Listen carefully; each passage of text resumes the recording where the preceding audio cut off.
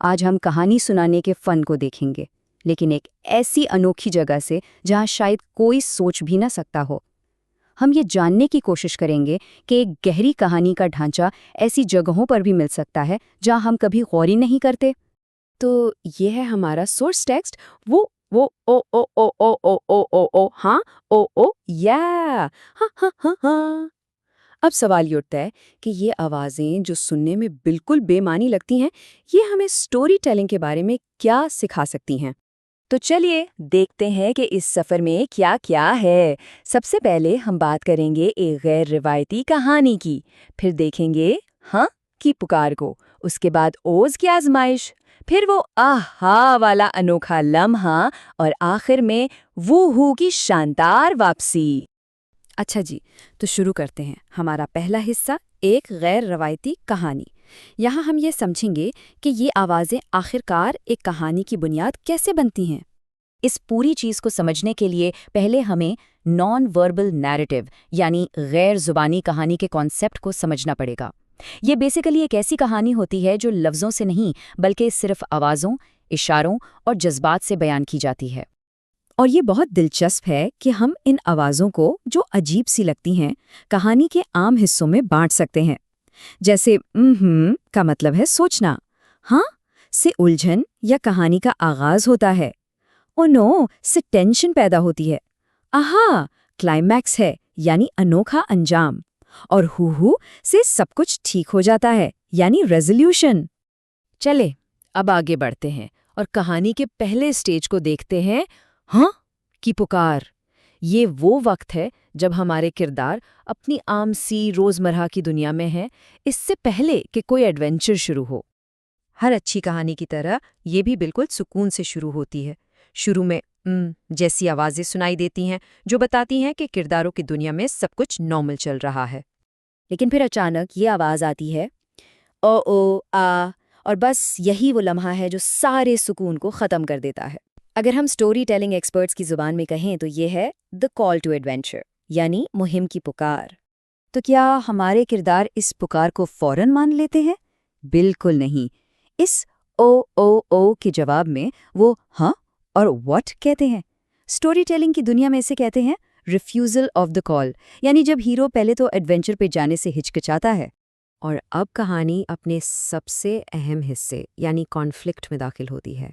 ये है stage 2, Os की आजमाइश। यहाँ टेंशन और ख़तरा अचानक बहुत ज़्यादा बढ़ जाता है और हमारे किरदारों को अपनी सबसे बड़ी मुश्किल का सामना करना पड़ता है। इस बढ़ती हुई टेंशन का सबूत इन आवाज़ों में साफ सुनाई देता है, विक क्विकली ओ गॉड। ये आवाज़ें घबराहट और खौफ को बिल्कुल साफ जाहिर कर रही हैं। ऐसा लग रहा है जैसे किरदार किसी अनजान मॉन्स्टर से टकरा गए हैं। ये चार्ट देखें, इस स्टेज पर किरदारों के जज्बात को ये कितना साफ दिखा रहा है।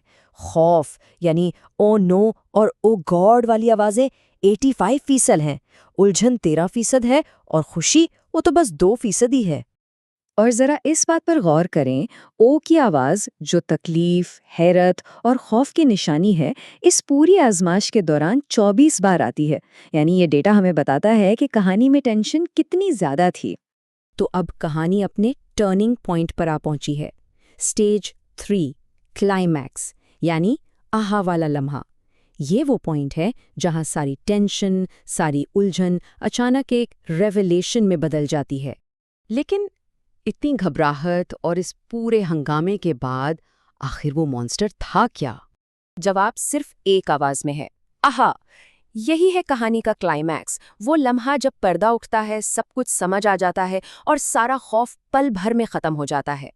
और यहाँ देखिए कि कहानी का मूड कैसे बदला है।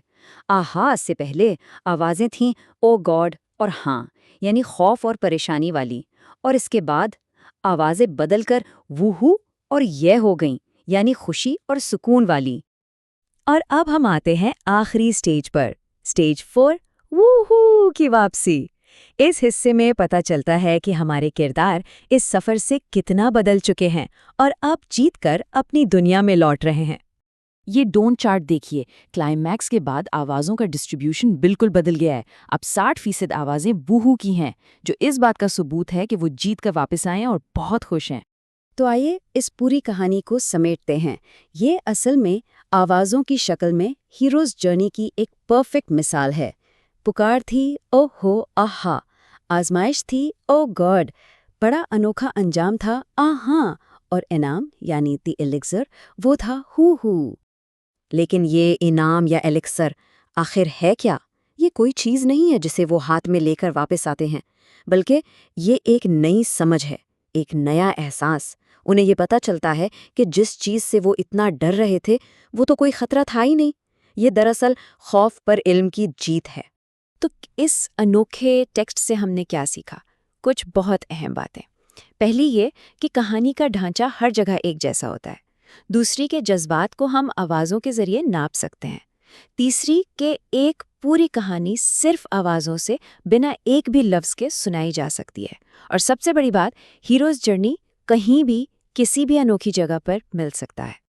और आखिर में एक सवाल, अगर सिर्फ ओज और आहाज से एक पूरी कहानी बयान हो सकती है तो सोचिए हमारे आसपास हमारी रोज़ की ज़िंदगी में ऐसी कितनी ही कहानियाँ होंगी जिन पर हम कभी गौर ही नहीं करते।